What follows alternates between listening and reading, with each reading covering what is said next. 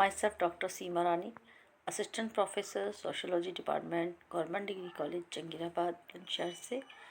आज HRDC के refresher course में मैं अपने टीचर प्रेजेंटेशन में टॉपिक है मेरा सामाजिक एकता का सिद्धांत। आज मैं अपना ये टॉपिक पर अपना टीचर प्रेजेंटेशन दे रही हूँ।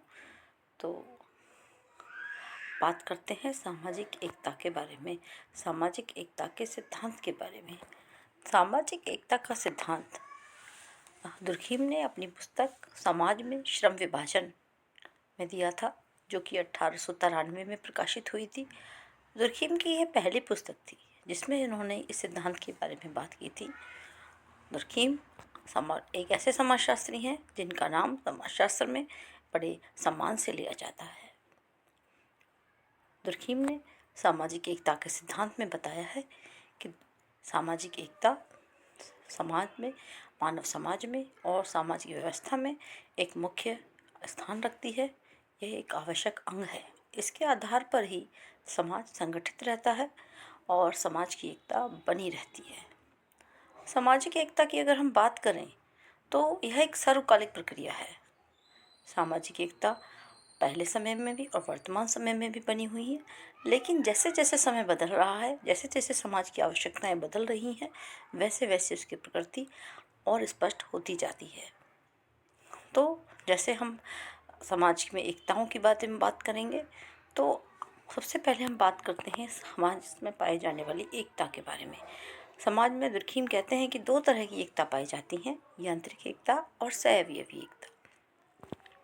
यांत्रिक एकता वो एकता होती है जिसमें व्यक्ति का व्यक्तित्व समूह में विलीन हो जाता है, यानी व्यक्ति उसी तरह सोचता है जिस तरह समाज सोचता है और व्यक्ति अपना व्यक्तित्व जो है वो समाज में विलीन कर देता है और वह समाज के नियमों पर, समाज की दी हुई परंपराओं पर और जनमत पर निर्भर करता है और उन्हीं धार्मिक विश्वासों पर विश्वास करता है जो समाज द्वारा निर्धारित हैं। उनके अनुरूप ही वो अपने कार्य करता है, वो अपनी सामाजिक क्रियाएं करता है। वो कोई भी ऐसा कार्य करने का प्रयास नहीं करता जो समाज के विरुद्ध हो। इस तरह से अगर समाज के विरुद्ध कोई कार्य करता है तो उसका एक मानसिक रूप से दमन कर दिया जाता है, जिससे वो उन सामाजिक व्यवहारों को मानने लगे और सामाजिक नियमों का पालन करने लगे जो कि परंपराओं के आधार पर निर्धारित हैं। तो ऐसे समाजों में दमनकारी कानून पाया जाता है। दमनकारी कानून का तात्पर्य यह है कि ऐसा कानून जो व्यक्ति के मानसिक रूप से जितना आपको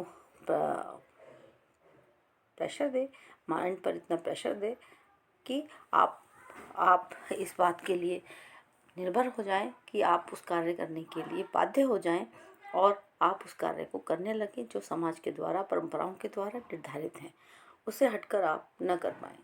तो ये ऐसी अवस्था है यांत्रिक एकता की जिसमें दमनकारी कानून पाया जाता है।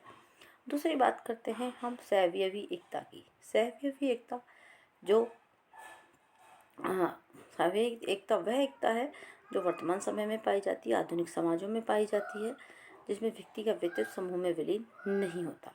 वह समाज में एक इकाई के रूप में रहता है और यहाँ पर उसमें एक विशेषीकरण पाया जाता है, यानी हर व्यक्ति अपने एक विशेष स्थान रखता है समाज में और जिसकी वजह से समाज बना रहता है। अगर किसी भी हम व्यक्ति को समाज में उसकी जगह से हटा दें तो पूरा समाज प्रभावित होता है।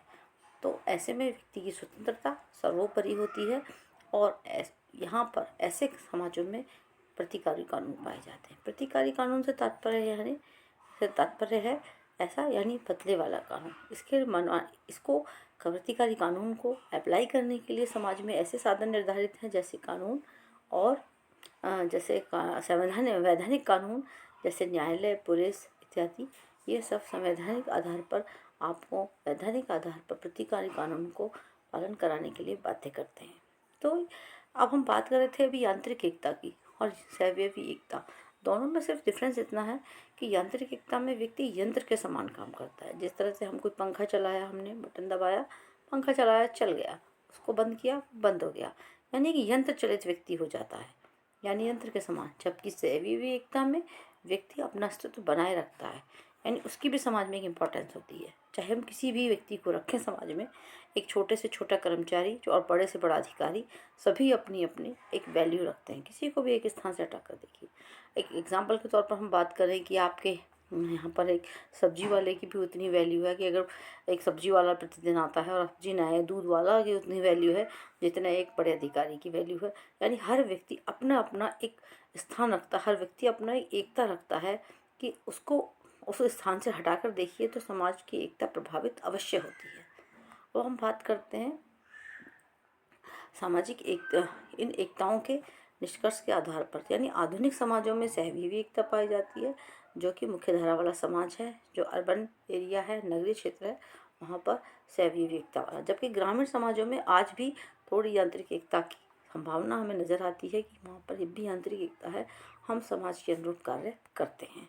तो इस तरह से आज हमने आपको बताया यांत्रिक एकता और सहजीवी एकता, जो कि दुर्खिम का सिद्धांत है, सामाजिक सिद्धांत, सामाजिक एकता का सिद्धांत, उसके बारे में उन्होंने बताया था, उसके बारे में हमने आज आपको डिफाइन किया। Thank you.